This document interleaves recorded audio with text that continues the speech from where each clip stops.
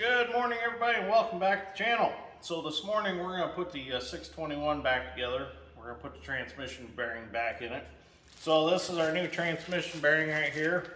We have two tapered roller bearings, one on each side of this double race, and there's a spacer in the center. So what we're going to do is the inner bearing we're going to put in the deep fryer first. We're going to get it up to about 350 degrees. And then that's going to expand that bearing race. And if all goes well, I will be able to slide that right into that transmission on that shaft, and it'll cool off and contract and grab that shaft. That'll make my life a lot easier if it works that easy. We've done this on the 2940 on the axles and several other tractors, and usually you get them hot, they drop right on. You can actually just throw them right on, they fall right into place. I'll get that inner bearing in, then I'll drive the race in. Now it's very important when I drive this race in that I get this oil hole to the right side of the machine. This is the ball that holds this race from turning. This is the oil hole where it gets its lube for this bearing. So it's very crucial that I get that in properly.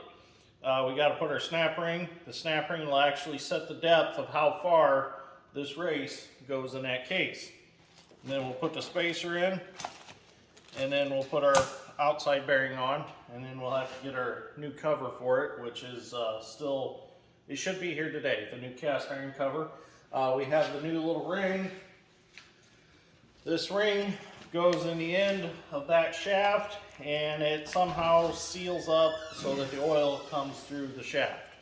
So as soon as my oil heats up, we get the bearing heated up and we'll put it in there. Okay, so we have our bearing ready to go in the oil. Just going to drop it in there. Now I will wash this fryer up with some Dawn dish soap and dump the AW46 out of it and take it back home, and Madison can cook dinner with it tonight. Had to borrow it for today's activities. It's kind of hard to find a old oil fryer nowadays. You know, everybody's using these Instapots and air fryers and stuff, and these are getting to be a thing of the past. I guess people are into eating healthy now. So we're up to 303 degrees on our oil. So I'm going to take that up to about 350. Might not get it quite that hot. We'll see. We'll let that cook for a while. I'm going to get the camera set up in the hinge joint of the loader so you can see it when it goes in. And we'll get her put in there. Okay, bearing coming in.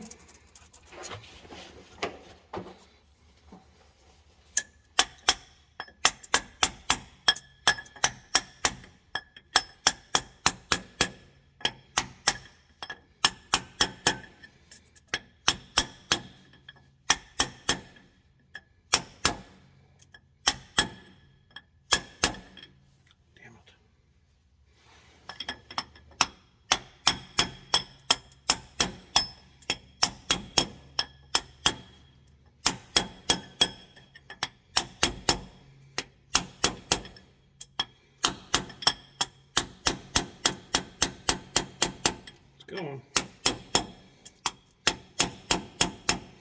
Must be a lot tighter tolerance on that one. Okay, so I got that bearing in. I kind of panicked a little bit, but then Dad come in the door and said, just get the air hammer and drive it in. Took the air hammer, rattled it a little bit farther, and it slid right on. I should have had the video on. There must have been just a slight burr or something on the end of this shaft or something. But it's on. That one's in. Now we can go ahead and put the race in, and then put the outer bearing in. Okay, now we can put a race in. Got to make sure that we've got our bearing in there, or ball bearing. That lines up in this groove, and then our oil hole is to this side to line up with this oil passage in the case. We got this. Oh, you got something put on there? Oh yeah. I'm gonna put a little bit of white grease on it. That might help. Should have stuck this in the freezer. Each side is going in. I went through a bearing. Oh, yeah, put it in there then. First initial startup. Oh, so prevent dry starts. All right. I'll put some on there too. It might help it go in the hole. Always helps it to go in. The other side you do from outside. Yeah. Alright, so we put a little white grease on it just to... Now this is kind of tricky because we're going to have to get this right, or else that ball's not going to fall in that hole properly.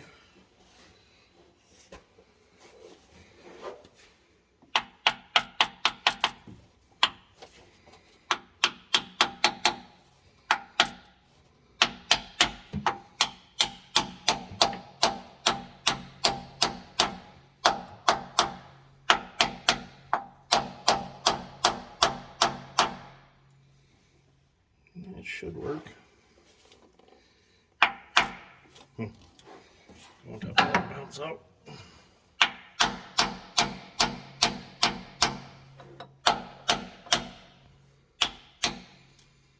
Get that ball started in that hole.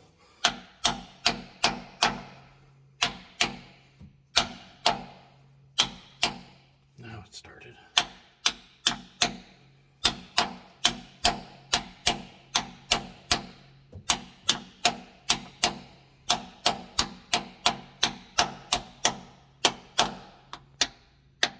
There we go. Race is in. Perfect.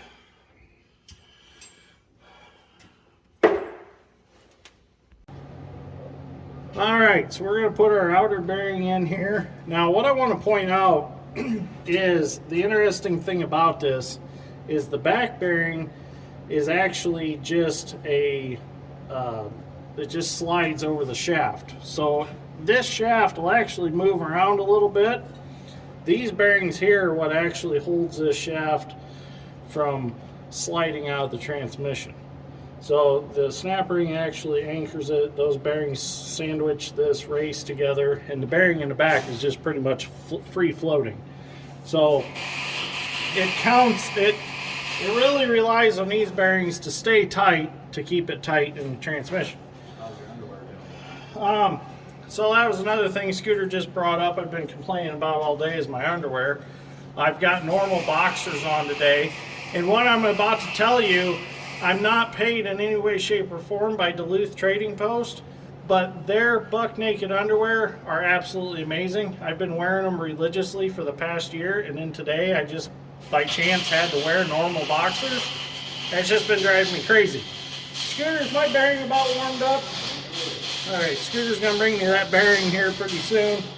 But I'll definitely tell you what, them Duluth Trading Post buck naked underwear sure have made a believer out of me. So we got our bearing here. Go ahead and put it on there. It's good and hot. We've got to get our plate. We need our plate with our 3 bolts. Plate and 3 bolts. Yep, that plate. Those 3 bolts.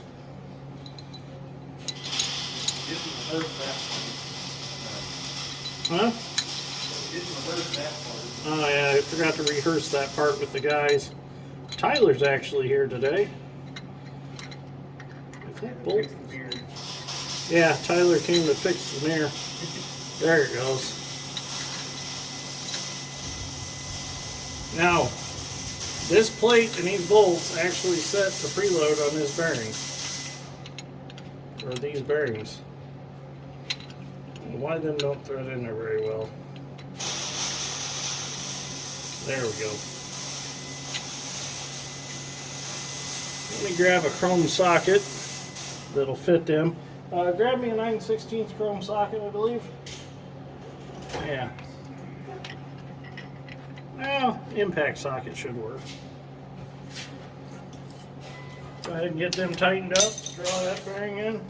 I got it, Scooter. Yeah.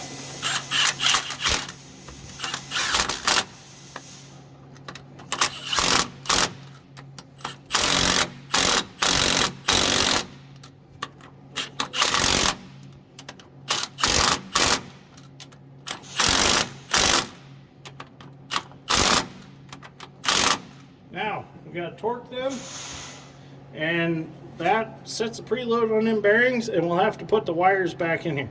You guys with that, they got the temperature gun with the laser. You think I'm a cat under here. So look at that, all nice and tight again. Now we just need to torque them, rewire them, and get our new end plate, which hasn't come yet. Put that on, and the loader's ready to go again. So we did get new hoses. We got them taken off, so we can replace them hoses that some of the viewers were concerned with. I got this all resealed back up. I did that kind of in between the time of putting this back together. And then while I was at it, I tore the parking brake apart and got the brake shoes out. We're going to clean all them up and reassemble that. And there's a little oil down in there. Must be from stuff that was leaking here. So, okay, let's keep going. Okay, so we've got this goofy ring here, and it hooks. And it's going to go on the end of this shaft on the nose of it. You spread it out, you get it in there, and then you hook it together. And it stays in place. I gotta get it squeezed here. There it is. And then it just hooks. And now we can go get our cover and our new gasket, put that on, and we'll have it sealed back up. I went ahead and I glued this new gasket on. Used some of that John Deere gasket stuff that we have that we use in the 2 cylinders. Before I put this cover on, I've got to get this safety wire put back in. This safety wire keeps all these bolts from backing out and loosening up. It's supposed to anyways. Get that started in there.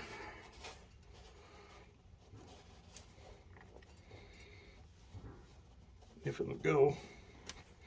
There it goes. Get a pair of pliers and pull that through.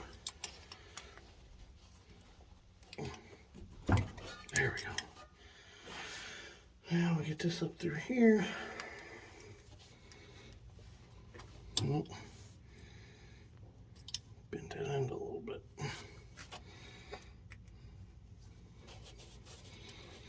Get that one up through there.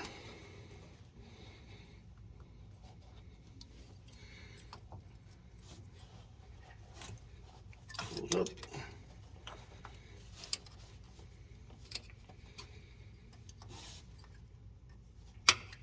Oh, that's not what I want to do.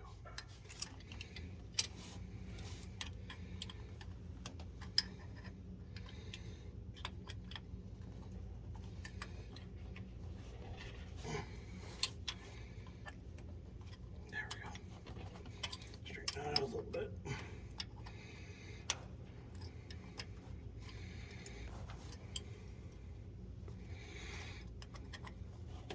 There we go. Now we'll just take these and we will twist them together. Well, I thought we could. Come on, hook. There we go.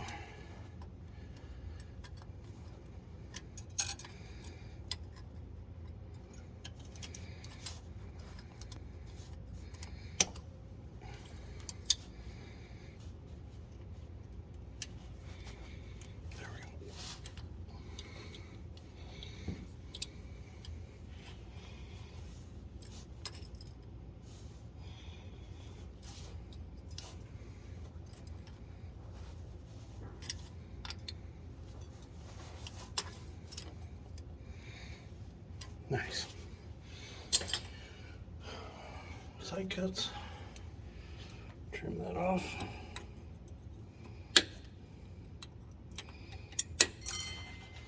Now, them bolts can't come out. They won't back out. They're definitely tight. Now I'll put a little thread seal or a little sealer on my cover and I'll bolt it back on. Well, I got the cover now. So this cover was $1,100 also. No, I'm sorry. It was like $1,010. That's what it was. Just for this cast iron cover. Seems a bit ridiculous, don't it? So this project got rather expensive. So I did put some grease on the end of that shaft just to prevent dry starts.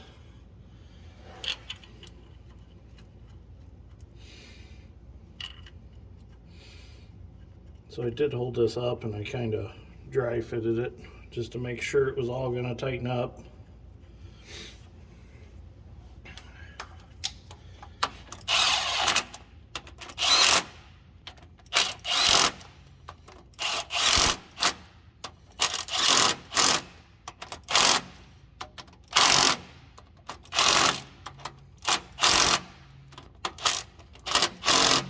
There we go. Transmission's back together. Next video we make, we'll be sending it out the door. We'll get them hoses back on for the steering. And I have to get the brake shoes cleaned up and reassembled. And then it'll be ready to go back to work. We are changing the hydraulic filter, or not hydraulic filter, I'm sorry. We're changing the transmission filter. We're waiting on one of them to come. That'll be here tomorrow. That's why we can't start it up tonight. I do have those hoses. I just have to throw them on and throw oil back in it. But we're waiting on that filter. So until we get to that filter, we can't run it. So anyways, thank you for watching. Greatly appreciate it. See you all in the next one. If you enjoyed this, give me a like. And if you're enjoying the videos, please share them. Definitely helps me out. So if you would share some videos, that would be great. So share them on social media or friends or whatever you want to do. So thank you for watching.